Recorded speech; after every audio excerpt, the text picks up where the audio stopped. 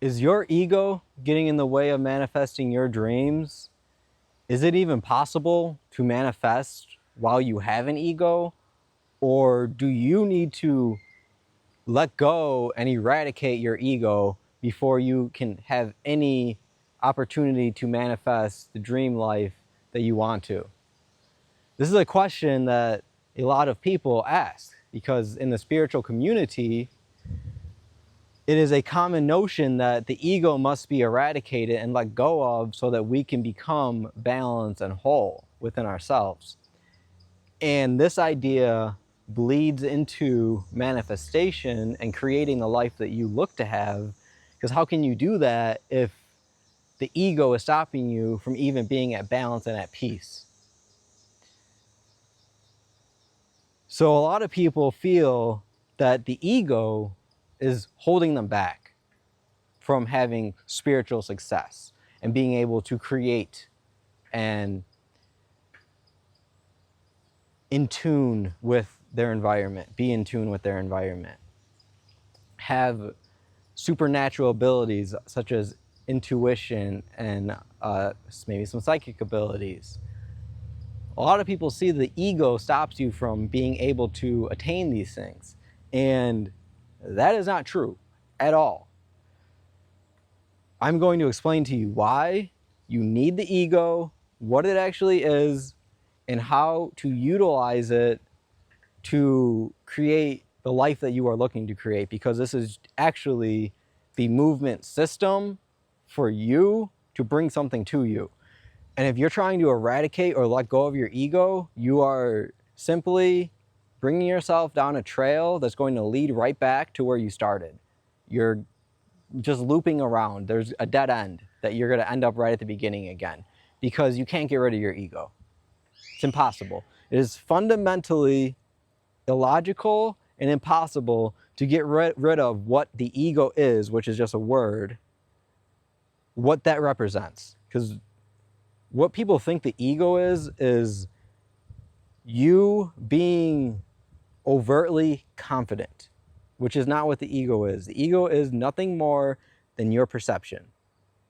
And people feel they need to eradicate the ego because they are egotistic, which means their ego is running wild. It's ballooned, it's too big, it's in a bubble.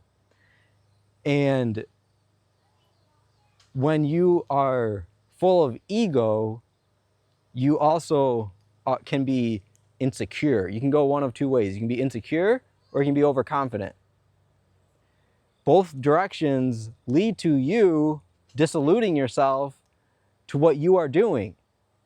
You end up not actually being a part of the creation of your life. You end up being a pawn in it, because your ego is actually what is creating your life. Because your ego is your perception. And your perception is what facilitates your life and everything that is coming into you out of your environment. Your environment is your subconscious. It is a simulation that you create by your subconscious. Environment means around, surrounded by your mind. You are surrounded by your mind.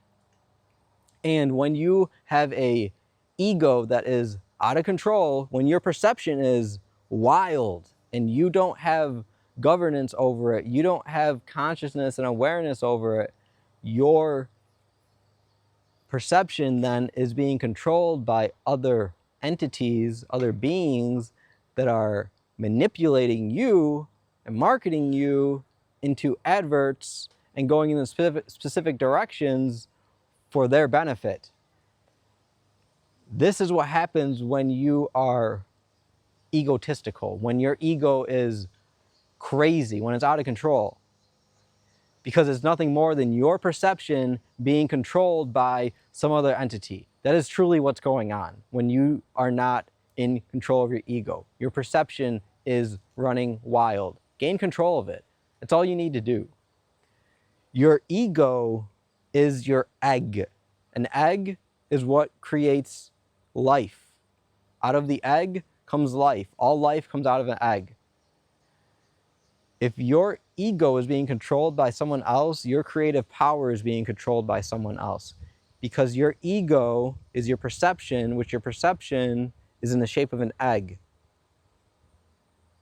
So whatever you bring into that egg is what you end up creating. But if you're not controlling that egg, you are not going to be in control of your creation, which means someone else is going to be.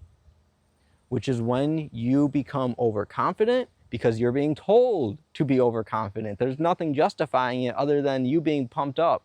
When you become insecure, you're being told to be insecure based on traumatic experiences and different events that have occurred around or through you. These two things are the only two directions your ego can go in. It's either going to get too positive or it's going to get too negative. You want to balance it because this is just your perception. You want to have a balanced perception. You want to be able to observe things and get to a standpoint to where things are at a plane to you. It's all level. It's at a level plane where you can see it all and you can actually choose and make conscious choices towards what you want to do, what you are looking to create, and what you are bringing towards you. This is not possible when your ego is being controlled by other forces. So, to bring this all around, we don't want to let go of the ego. We don't want to eradicate it. It's not possible. If we want to manifest our life of our dreams, all we need to do is focus on what we are doing and gain control of ourselves. And if you need assistance with that, go watch this podcast series. It has everything you need to do that. Go watch this video specifically. It will give you insight on exactly how to do that. If you need more assistance, leave a comment down below. What would you like to know? What would you like me to cover specifically? If you found this insightful, leave an eye in the comment section. You just opened up your first eye to this knowledge that your ego ain't evil. You don't want to eradicate it.